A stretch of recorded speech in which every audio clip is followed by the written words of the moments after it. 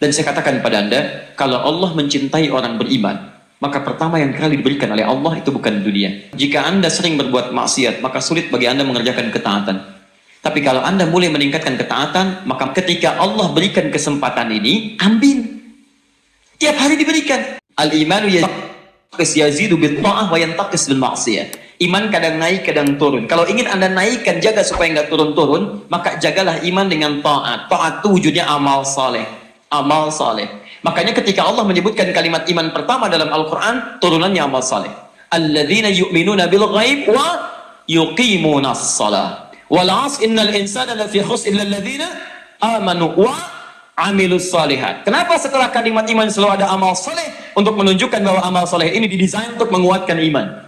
Nah, sekarang lihat baik-baik. Ketika ada seseorang digerakkan oleh Allah untuk meningkatkan amal saleh, maka itulah salah satu pertanda Allah memberikan tambahan hidayah kepadanya. Di orang beriman pun masih diberi hidayah oleh Allah untuk meningkatkan amal solehnya. Makanya ketika orang ini sudah sholat, wa yuqimunas shalah, sudah infak, wa mimma razaqnahum yunfiqun, berinteraksi dengan Al-Quran, walladzina yu'minuna bima unzila ilaik, wa ma unzila min qablik, yakin dengan akhirat, wa bil akhirati hum yuqinun. Perhatikan statementnya, ayat 5-nya. Ulaika ala hudam min rabbihim. Mereka inilah yang dilekatkan dengan hidayah Allah Subhanahu wa taala. Jadi kalau antum teman-teman sudah muslim, tergerak meningkatkan ibadah, kemarin nggak tahajud, sekarang mau tahajud, kemarin nggak menghafal Quran, sekarang tergerak menghafal Quran, itu tandanya Anda sedang mendapatkan tambahan hidayah. Dan saya katakan pada Anda, kalau Allah mencintai orang beriman, maka pertama yang kali diberikan oleh Allah itu bukan dunia, pertama kali tambahan hidayah.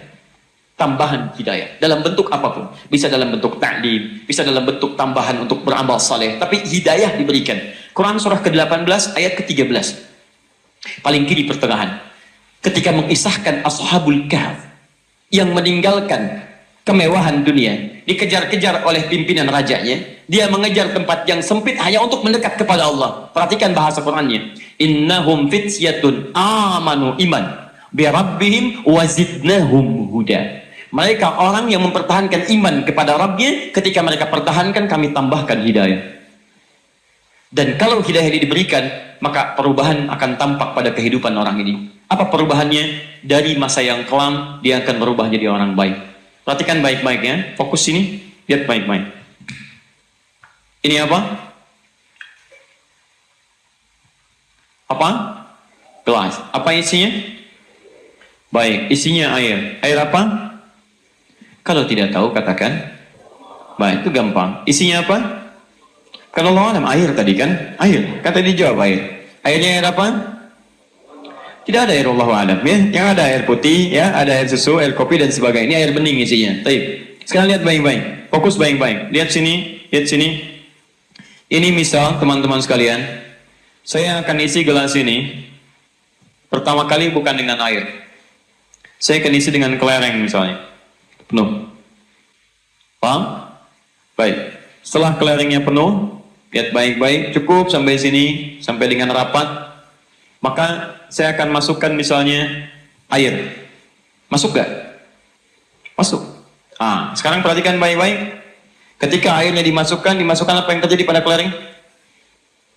Dia akan naik, keluar. Baik, air dengan kelereng, kelas mana? Kelas air, kelas kelereng? Kelereng. Kepadatannya kelas kelereng. Baik ya?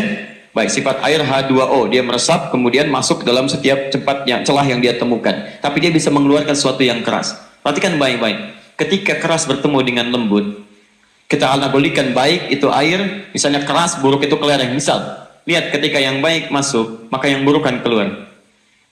Ketika yang buruk itu ada, yang baik tidak masuk. Tapi ketika kita masukkan yang baik, yang buruk tidak akan bersanding dengan yang baik. Makanya ada rumus begini, taat tidak akan bersanding dengan maksiat. Jika Anda sering berbuat maksiat, maka sulit bagi Anda mengerjakan ketaatan. Mulai meningkatkan ketaatan, maka maksiat akan mulai meninggalkan diri Anda. Catat itu baik-baik. Jadi kalau Anda ingin jadi orang baik, sederhana sebetulnya, tingkatkan ketaatan. Mulailah beramal soleh, tingkatkan sholatnya, rajin baca Al-Quran, maka sifat-sifat buruk akan seketika keluar dari diri kita. Karena rumus Qurannya mengatakan, buruk ketemu buruk, baik ketemu baik. Quran surah ke-24 ayat 26. Al-khabithatu lil-khabithina wal-khabithuna lil-khabithat at-tayyibatu lit-tayyibina wat-tayyibuna lit-tayyibat. Buruk ketemu buruk lagi. Jadi kalau antum sering berkata-kata yang buruk, barangkali antum gaulnya dengan orang-orang yang punya kosakata yang buruk. Nah, kalau Anda ingin menghilangkan kata-kata buruk itu sederhana, bergaul dengan orang baik. Ketika Anda menemukan orang baik, maka Anda akan sulit mengungkapkan kalimat buruk. Nggak percaya, silahkan cari orang paling soleh, kiai, ustadz, habib sekitaran berkata dengan buruk. Antum sulit mengeluarkannya. Sekalipun sebelumnya antum gaul di lingkungan yang tidak baik, datangi, lazimi, iltizam dengan itu, keluar dari situ kata-kata akan jadi baik. Maka rumus ini pegang dengan baik. Kerjakan ketaatan, maka maksiat antum akan ditinggalkan, dan otomatis pribadi antum akan berubah jadi orang baik. Nah, jadi ketika Allah berikan kesempatan ini, ambil. Tiap hari diberikan. Makanya saking inginnya Allah antum jadi orang baik, saking diinginkan antum oleh Allah jadi orang baik, antum diminta meningkatkan amal soleh. Di amal soleh itu ketika diminta, Allah nggak butuh dengan itu, yang butuh kita. Antum nggak sujud, tidak akan menurunkan status Allah sebagai Tuhan. Cuman antum yang rugi. Karena ketika adzan berkumandang, Allah inginkan antum jadi orang baik. Allahu Akbar, Allahu Akbar. Hidayah lewat telinga. Coba bayangkan, yang lain nggak dengar adzan, antum dengar. Ketika antum dengar adzan, antum diinginkan Allah berubah jadi orang baik. Maaf, belum respon juga. Jalan, tiba-tiba lihat orang ke masjid.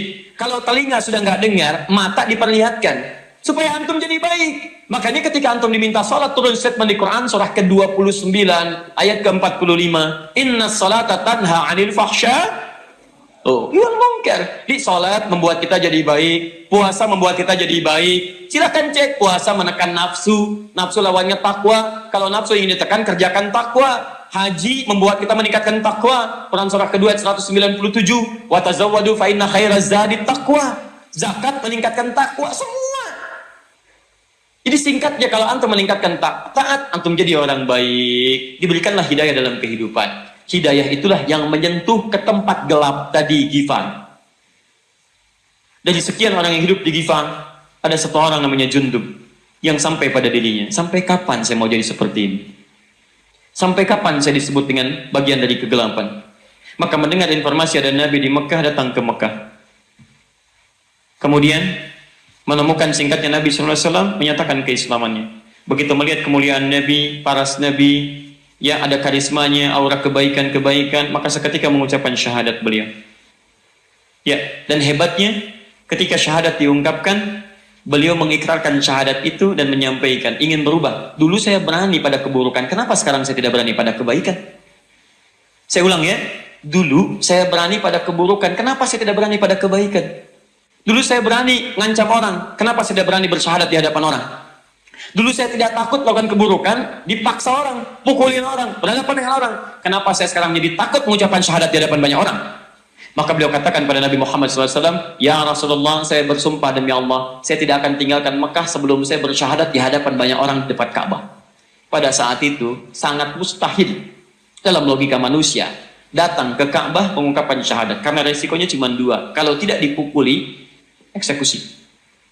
Jundub datang depan Ka'bah mengatakan asyhadu an la ilaha illallah wa asyhadu anna Muhammad Rasulullah. Dia tebus keberaniannya tempo dulu yang digunakan untuk maksiat, sekarang dialihkan keberanian untuk taat.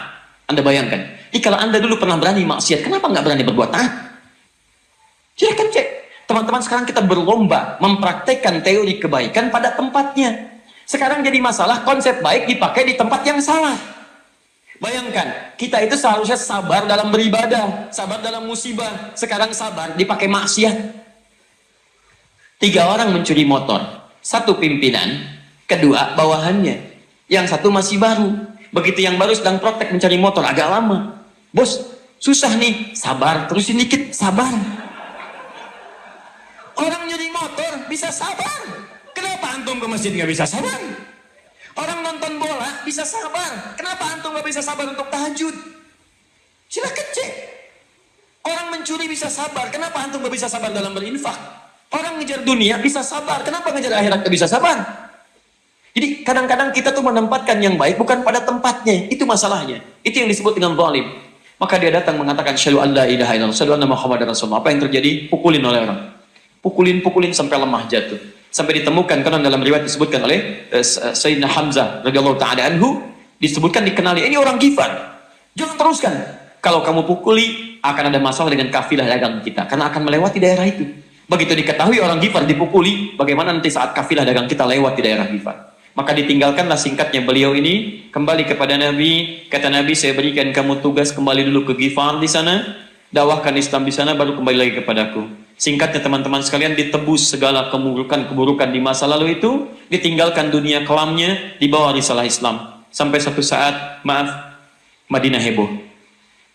Ketika Nabi SAW hijrah ke Madinah, suara dalam langkah itu luar biasa kencang. Itu ramai datang. Dikira ada masalah ke Madinah.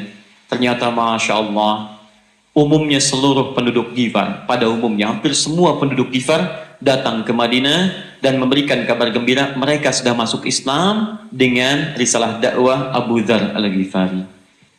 Satu Ghifar sekampung masuk Islam. Dibawa cahaya ini melalui Rasulullah SAW pada seseorang yang punya masa lalu yang kelam. Maka dilekatkanlah nama Ghifar pada beliau ini untuk memberikan petunjuk pada generasi setelahnya. Kalau antum pernah punya masa lalu yang buruk, jangan putus asa. Karena Allah bisa menampakkan kebaikan kita ketika kita mengambil pilihannya. Sekarang pilihan terserah antum. Kalau antum pernah mabuk, dulu pernah ada yang mabuk. Dan mereka tinggalkan mabuknya jadi orang hebat sampai dengan sekarang. Jadi kalau antum masih mabuk sekarang, antum ketinggalan. Ayo yang pernah berbuat salah, tidak ada yang sempurna. Sepanjang kita bukan malaikat, berarti kita punya peluang berbuat salah. Tapi sepanjang kita manusia, kita punya peluang berbuat tobat. Yang jadi masalah ketika antum salah, gak mau tobat.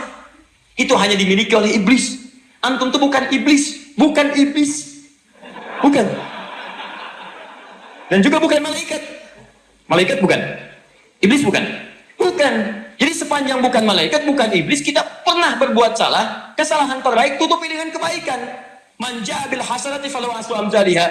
Turun Quran surah 11 ayat 114. Aqimis salata tarafain nahar wa zulafan minal lail. Innal hasanati yudhibnas sayyi'at. Innal hasanati yudhibnas sayyi'at. Kenapa muncul sayyi'at? Untuk menunjukkan kelemahan kita berbuat salah. Tapi Allah membuka hasanat untuk menutup yang sayyi'at. Paham ya? Pernah berbuat salah, sudah tahu banyak tulisan, gak dihapus. Salah, tebus itu, ya hapus.